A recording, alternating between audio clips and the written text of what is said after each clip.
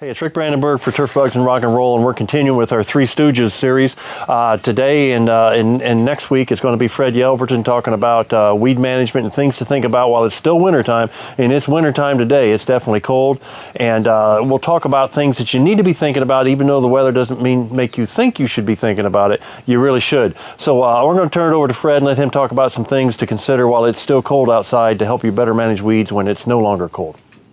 Well, hello everyone. This is Fred Yelverton for Turf Bugs and Rock and Roll guest appearance, and thank you for joining us for this fireside chat on a January afternoon with the snow on the ground back here, which is a perfect setup for what I'm going to talk about. I'm the turfgrass weed specialist here at NC State, so many of you have heard in the last few years that we have talked about moving your pre-emergence crabgrass herbicide applications back 2 weeks.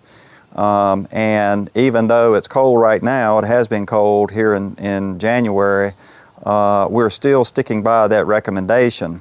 The reason for it is we follow when soil temperatures and from a historical perspective, and we know that we're getting that magic 55-degree, 24-hour mean soil temperature, which is where crabgrass germinates. We know we're getting that earlier and earlier. And we're also seeing that in the field.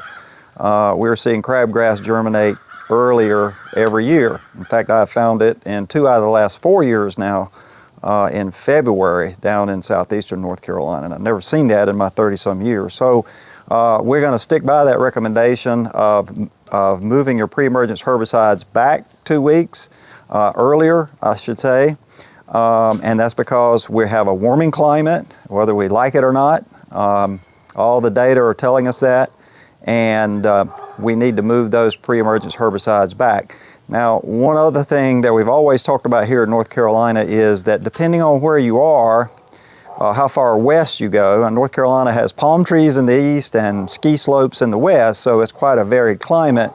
North Carolina kind of sits in that perfect transition zone where we go from warm season to cool season, and there are many areas traditionally in the Piedmont and mountains of North Carolina where we do not or have not traditionally recommended a split application of a pre-emergence herbicide.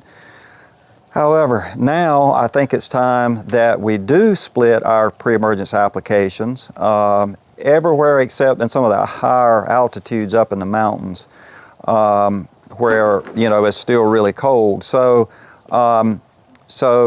typically the general rule of thumb is when you need more than 200 days crabgrass control, the data suggests that will favor a split. So if we move that herbicide application up 2 weeks, we feel that it's very important to split your application, put a half to 2/3 out earlier, 2 weeks earlier, and then come back 8 to 10 weeks and put the remainder of your herbicide application out. The other thing I'll mention to you as well, and this is somewhat unfortunate I think, is that it's probably time we started increasing our application rates because our summers are crabgrass is germinating earlier, summers are getting longer. And on top of that, our rainfall patterns are becoming very sporadic. So when we have very wet conditions and we have anaerobic conditions, it does cause pre-emergence herbicides to degrade faster in soil. So 3 things actually. Move your pre-emergence herbicide application up earlier, put it out 2 weeks earlier. Use split applications. And also probably up your rate by about 10 or 15 or 20%. Those are things that are going to be necessary to meet, the challenges of a changing climate and a warming climate. So with that, thank you for joining in for weed control section of Turf Bugs and Rock and Roll in this fireside chat, FDR style, and look forward to seeing you out in the field somewhere this summer.